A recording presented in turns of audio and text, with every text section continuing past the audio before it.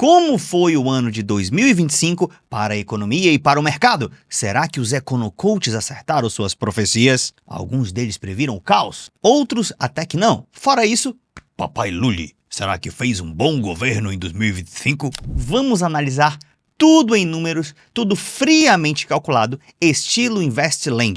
Eu não vou dizer que é 100% imparcial, porque todo mundo tem um viés, né? Mas na medida do possível, você sempre sabe, eu gosto de trazer os números friamente para vocês e mostrar as diferentes opiniões. E também dar a minha opinião, é claro. Então vem comigo que esse vídeo tá sensacional.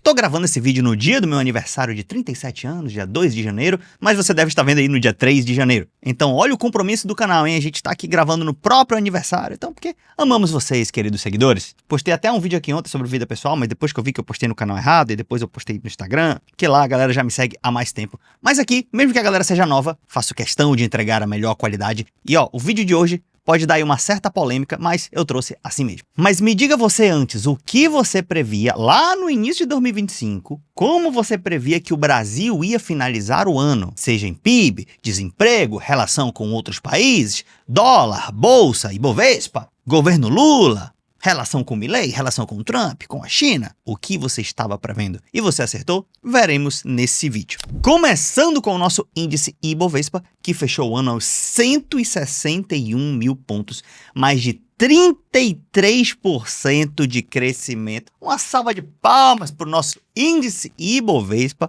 Papai ganhou dinheiro esse ano no mercado financeiro e os últimos anos aí têm sido muito bons. Já contei o segredo, né? Que a galera mais liberal fica com medo, aterrorizada, e eles deixam as melhores empresas baratas, principalmente as estatais. Aí a gente compra tudo. Cresceu 33% esse ano. Daniel, você tá comprando pesado bolsa agora? Não, porque eu só gosto de comprar quando cai, quando é baixa. Olhando outros indicadores, IFIX, que é o índice dos fundos imobiliários, cresceu mais de 20% esse ano, a galera ganhou dinheiro. Bolsa Americana, mais de 16%, mas cuidado que aqui temos uma bolinha da IA.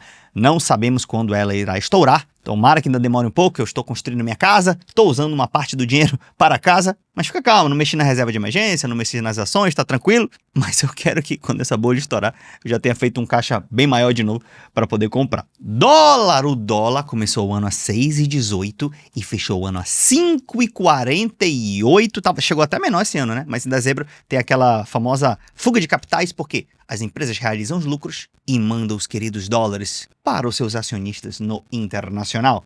Então essa divisão de lucros no final do ano sempre acontece e o dólar dá uma subidinha. O mundo inteiro cresceu em média 21%, a gente vê isso pelo ETF VT, tá? Mas boa parte desse ETF VT, ele tem bolsa americana, então acabou meio que espelhando. E para os cracudos de criptomoeda, Bitcoin caiu 6,33% esse ano, fechando o ano a 87 mil dólares. Para quem gosta aí de Bitcoin, lembra que a máxima é em torno de 125, 130 mil dólares.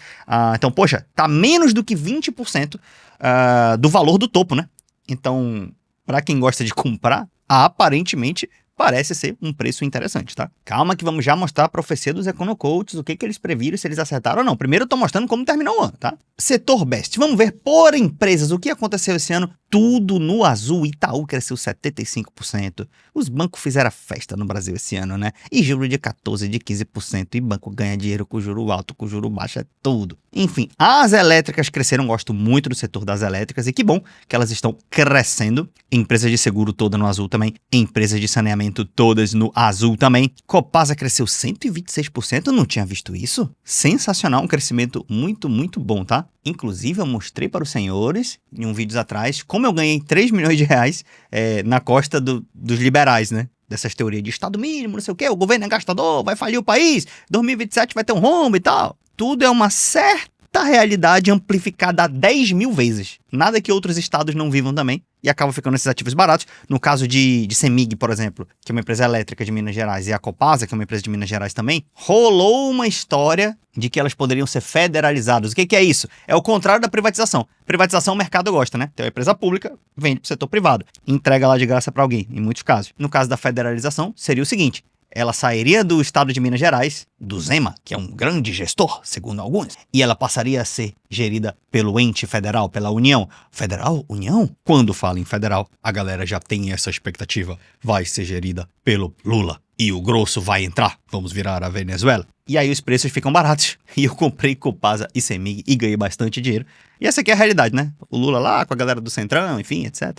Nada tão diferente assim dos últimos anos, né? Mas tudo bem. Mas você viu que 2 empresas caíram esse ano? Na verdade, mais de 2, né? Aqui só tem o resumo de algumas. Uma é a Oi, que assim, não sei nem por que eu coloco a Oi aqui. Eu sempre falo que eu vou tirar, mano. Ah, Daniel, por que você tem essa parada com a Oi? Depois tu vê a história da Oi e vê os números, você vai ver que é uma maluquice, tá? Mas Banco do Brasil, que eu gosto bastante, caiu 5% esse ano. Por quê? Porque olha que triste. O Banco do Brasil, seu lucro recorde é cerca de 9 bilhões no trimestre. E aí ele está passando um momento de dificuldade. Selic alta, ele acaba emprestando para o agronegócio está inadimplente. Ele fez uma adaptação lá com uma resolução do CMN também. Então ele teve que provisionar mais caixa para supostos devedores que talvez tenham no futuro.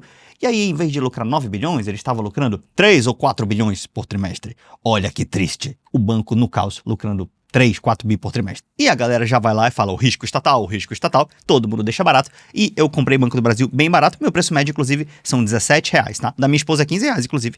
E até em relação ao nosso preço médio, a gente tá com valorização, tá? Banco do Brasil caiu esse ano, tá? Um preço bem interessante, tá?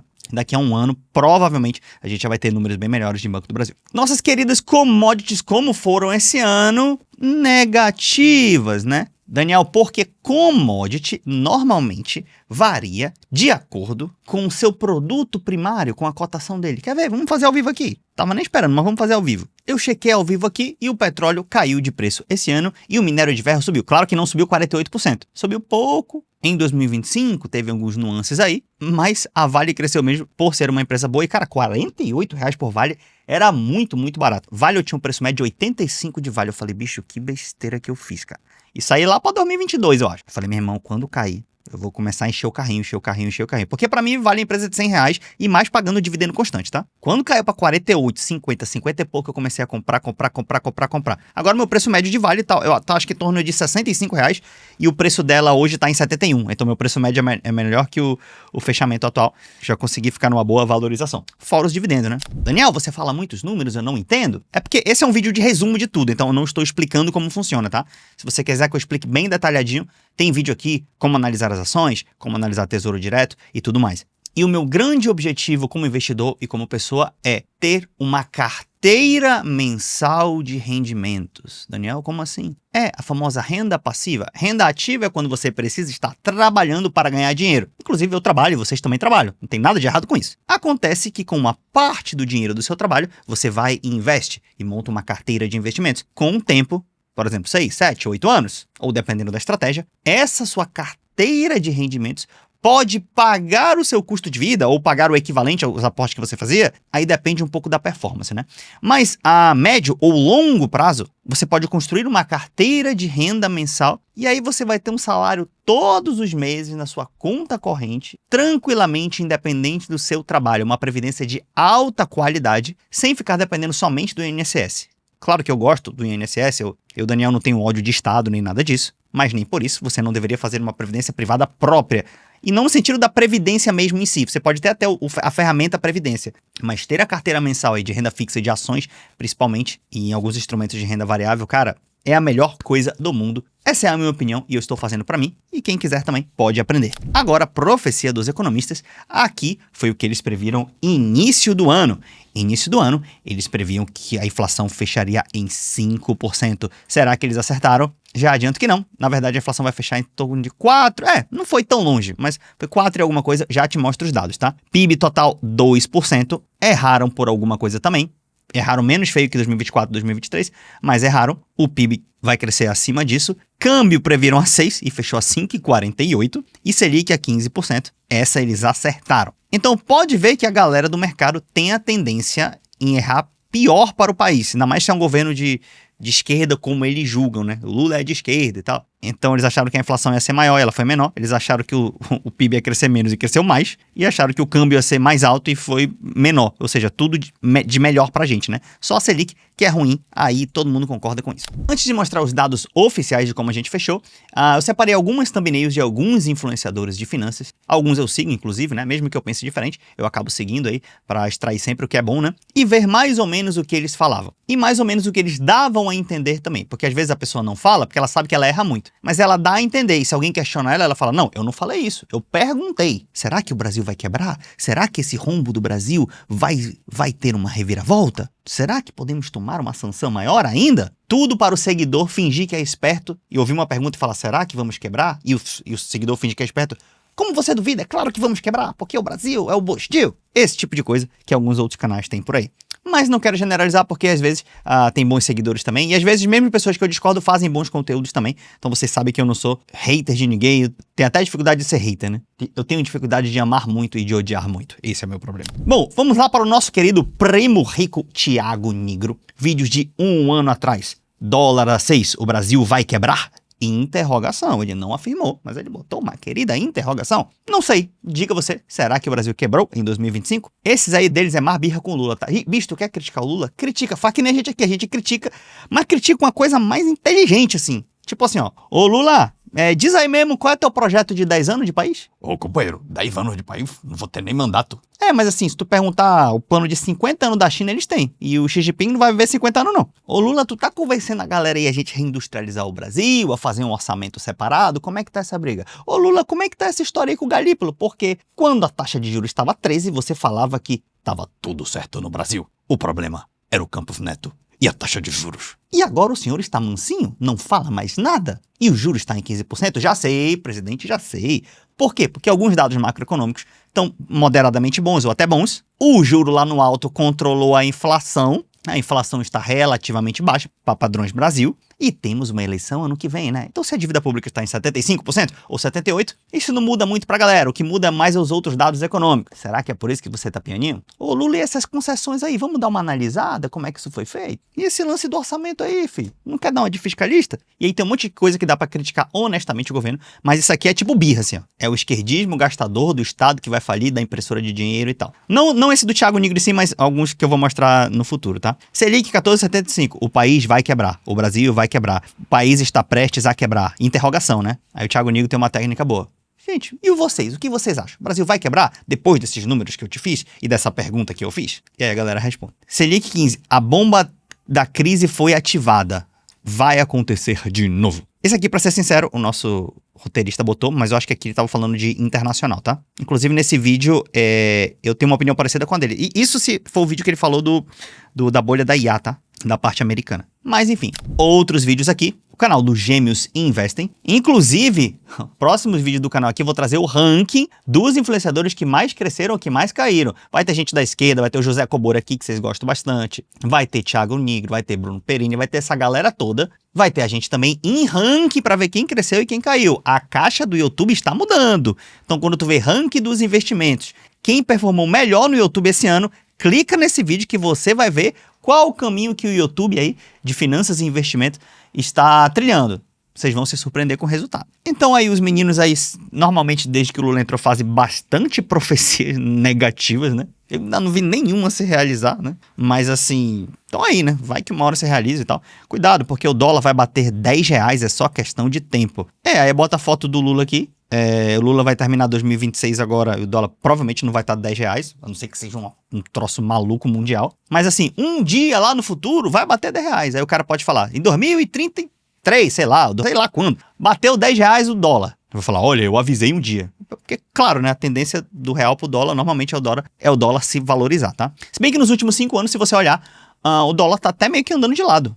Ele subiu bem na pandemia e ele se manteve aí relativamente de lado, tá? Fora os picos de 6,30 que a gente teve. Que mais? Esse aqui é de quem que botaram aqui? Ideias radicais. Acompanhei muito esse canal quando eu era um pouco mais liberbobo. Inclusive tem um vídeo que ele fala a China está a uma notícia de uma crise monstro. Aí, cara, se eu profetizo crise, vai ter uma crise. Meu irmão, crise tem sempre. A cada 10 anos tem uma crise. A cada 15, a cada 5, sei lá. Aí uma hora tem a crise. Aí o cara fala, eu avisei. Mas tipo, é tipo assim, eu falo, ó, vai ter o tsunami um dia, hein? Cara, vai ter um terremoto muito grande lá na Ásia. Lá no Chile, vai ter um terremoto muito grande. Aí daqui 7 anos tem lá no Chile ou lá na Ásia. Eu avisei, hein? Pô, aí É isso. O lance é que na maioria das vezes a pessoa tá errada, né? Então tem aqui algumas fotos. Não vi mais os vídeos aí do Rafael esse ano muito, né? Mas estão aí. Que mais? Bruno Perini, de vez em quando eu assisto. A inflação não para de subir 9 meses atrás. Fechou em 4 e pouco, né? Então assim, que referência tá usando? Que a inflação sempre sobe, sim. Pode usar esse preciosismo, mas não é o que dá a entender aqui. Bomba relógio que é o INSS. Isso aqui tem razão, tá? O INSS não fecha as contas, mas lembre-se que o Estado brasileiro se endivida na própria moeda. Então, e tem o instrumento da dívida pública. Ninguém está falando que você vai aumentar a dívida pública para sempre sem limites ou imprimir moeda sem limite. Ninguém está falando dessas maluquices. Só que uma economia que opera em moeda própria tem uma certa credibilidade internacional via reservas bancárias, 350 bi. Não acabei de mostrar as remessas de lucros que os empresários e os investidores estrangeiros tiraram do Brasil agora em dezembro, que o dólar subiu. Quem fez essa troca? Fala para mim. Casa de Câmbio Brasileira. Quem é ela? Banco Central, com suas reservas internacionais. Quando o investidor ele quer investir fora do Brasil, queridos, eu sei porque eu invisto fora do país, sabia? E meu principal investimento fora do país, adivinha? É país que não fecha a conta, que está em déficit. Está em déficit há 40 anos, inclusive. Eu invisto na China, eu invisto nos Estados Unidos. Eu não estou olhando se eles estão em déficit, querido. Eu já entendi a lógica do Estado. O Estado não vai quebrar, não vai dar default. Ele se endivida na própria moeda. Não é dívida externa, não. Dívida externa, aí sim é um perigo. Tu devendo a moeda do outro. Aí, meu irmão, aí tu tá ferrado mesmo. É bom, dá até pra ser fiscalista nessa parada. Mas assim, o cara quer saber se o Banco Central tem condição de converter a moeda dele e ele tirar o lucro dele. O cara quer saber até às vezes, pô, o Estado não é em déficit, mas ele tá investindo, sei lá, em alguma área. Beleza, pô, vou investir também. O Xi Jinping vai botar uma grana nisso, eu vou botar também que o setor privado vai crescer e vou crescer junto. Esse é o empresário que quer ganhar dinheiro. Tá preocupado que o Estado tá em déficit. Me poupe. Vocês não estão, senão você não investiu os Estados Unidos em China. Pra cima de mim, e os caras não falam isso na internet. Mas tá bom. Está acontecendo de novo. Será a maior crise da história. Se isso aqui for de IA, tá? Eu não vi esse vídeo do Bruno Perini, mas eu concordo com ele se for. Menos 33% Banco do Brasil. O pior está por vir, que não estão falando sobre o Banco do Brasil. Nova taxa Selic. Bota a foto da Dilma aqui. Lembrando que a teoria é que se o governo pagar as contas, ele arrecada 1 trilhão e gasta 900 bilhões, sobram 100 bilhões, esses 100 bilhões seriam um superávit primário. Estou isentando aqui o juro da dívida, tá? E aí, se fizermos isso, segundo a teoria dos mais libertários, e até mais liberais também, aí o Brasil é o bom moço internacional. Ele está pagando as contas. Quando ele está pagando as contas, a taxa Selic vai cair. O dinheiro de fora vai entrar no Brasil, porque o investidor internacional, na cabeça deles, procura um país com superávit primário. Eu não procuro, já acabei de mostrar para você. E aí tudo vai dar certo? Legal. Só tem uma coisa interessante. Nos primeiros anos do Lula e no segundo mandato do Fernando Henrique, foi superávit primário todos os anos. E durante o primeiro mandato da Dilma também. Veja quanto era a taxa de juros. Era 2%? Era 3%? Era 5%? Não, era 15%, 10%, 18%, 20%, 25%. Era só coisas altas. Nos primeiros mandatos do Lula, a dívida pública estava caindo. Então tinha tudo isso que a galera quer. Dívida pública caindo, dólar desvalorizando, o real até se valorizou na época, o Brasil pagando as contas em dia, superávit primário, meu irmão, e o juro lá no talo. A gente teve até juro menor no Brasil, a gente tava em anos que a gente estava em déficit. Por incrível que pareça. Então, a galera cria umas relações e umas noias que ainda bem que eu saí dessas caixas aí. Eu passei um tempo só, sendo mais liberbobo assim. Passei um tempo, não foi muito tempo, foi cerca de 10 anos atrás, mas ainda me lembro aí desses medos. Aqui temos economista sincero Charles Wicks, que eu considero um excelente comunicador, inclusive, apesar de, obviamente, pensar diferente dele, né? Mas olha só, 7 meses atrás, o governo não tem mais saída. Vem calote aí, calote na própria moeda. Ai, meu Deus do céu. Banco do Brasil, pra mim chega. Mercados em queda, recessão à vista, 9 meses. Brasil, a conta não fecha. Rombo histórico. Brasil, a conta não vai fechar. Jura? Tem uns 10 anos aí de déficit primário. E os Estados Unidos tem 40. Aí, Daniel, tu não é a favor de cortar custo? Sou. Corta do judiciário, corta um monte de subsídio que um monte de amigo milionário e rico, até tem influência que é amigo de um monte de gente do agro, milionário e bilionário, ganha um monte de subsídio. Faz na meritocracia, mano. Faz sem subsídio. Auxílio político, cartão corporativo, super salário do Estado, isso aqui tudo. Quer cortar, corta aqui também. Vamos lá cortar. Isso aqui eu sou fiscalista. Agora, o Estado investir para gerar desenvolvimento, igual os americanos fizeram, igual a Coreia do Sul fez, igual a China fez, isso eu sou super a favor, mesmo que em alguns anos você opere em déficit. Então, ninguém está falando qualquer tipo de déficit, qualquer tipo de rombo, tá? Mas a galera trata tudo com a mesma coisa. Inflação está fora do controle 9 meses atrás. Ai, mano. Ele já tem idade para lembrar de uma inflação fora do controle, né? De 80% ao mês, 50% ao mês, antes do real lá, né? Eu acho que ele tem uma certa idade para isso. Eu ia trazer uns outros canais aqui também. Quem faz profecia normalmente de início de ano é o Eduardo Moreira. Ele faz um negócio chamado Mapa da Mina. Esse ano parece que ele teve uma boa precisão. Normalmente tem anos que ele acerta médio, tem anos que ele acerta mais. Mas eu não cheguei a ver esse ano e também o nosso roteirista aqui não mandou. E Daniel, quais as suas previsões para esse ano? Eu não vou fazer profecia para esse ano porque eu não sou bestão. Porque depois, se eu errar, eu vou ter que ficar vindo me justificado. Ah, meu irmão, aí não cola. Ah, Daniel, mas faz uma, tá bom. Vai ficar na mesma média aí. O Centrão comandando, a inflação de 3% a 7%, o dólar entre 5 e 7, o Ibovespa entre 100 e 220 mil, e o Brasil entre as 10 maiores economias do mundo. É isso aí. Mas trazendo os últimos dados da economia para você, em 5 gráficos, tá? Primeiro, PIB. Em 2024 ele cresceu 3,4%, um bom crescimento. Assim, bom mesmo seria 5, 10, e sem inflação, né? Mas na medida do Brasil tá aí. Aí até o Haddad falou, não, vamos até dar uma crescida menor para não ter inflação. Vamos cair para 2, conseguiram cair aí para 2,26 de crescimento. Lembra que a profecia do Focus era 2%, então o Brasil cresceu para cima. O mercado errou aí mais uma vez, mais de 10% de erro. 10% relativo, né? Juro, 15%, mais ou menos as profecias se mantiveram, acertaram aí. Selic nos últimos 20 anos, aí você pode ver. Olha aqui, mandatinho do Lula, ó. Silicone, 20%, e superávit primário, eita, coisa boa. Uma crise estourando, tacaram a Selic para baixo para estimular. Estimularam com 11,25%. Olha que loucura. 2009 estimula mais, 8,75. Depois voltou a subir para 12,5 e esse pico aqui de 3,75. Isso aqui é tudo superávit primário, tá, gente? Então, se você olhar assim, ó, nada muito diferente. Se tu botar daqui para trás, colocar o FHC aí no jogo, colocar o plano real, vai ver Selic aqui perde 40%, tá? Enfim, evolução da inflação. Segundo alguns econocoaches, um perigo inflacionário. Mas a inflação está aqui, fechou em 4,46 e a profecia lá do Focus era 6%, não era isso? 5 ou 6, não, 5%. Fechou em 4,46. Pô, mas se precisasse fechar em 5 e você ter uma Selic, sei lá, de 11, seria um mundo mais ideal, tá? Aí, Daniel, você queria uma inflação maior? Não, porque nem sempre a inflação você perde poder de compra. Como assim? Vou dar um exemplo bem simplista, tá? Não ache que explica todos os eventos da história da humanidade, tá? Se você tem um salário de R$1.000 e a inflação foi 10%, mas o seu salário foi de 1.000 para 1.100, então a inflação foi 10, mas você não perdeu o poder de compra. Os chineses já aprenderam um pouco sobre isso, que nem sempre o número inflação representa a perda do poder de compra. Por isso que às vezes uma inflação de 5 pode ser menos pior do que uma de 4,5.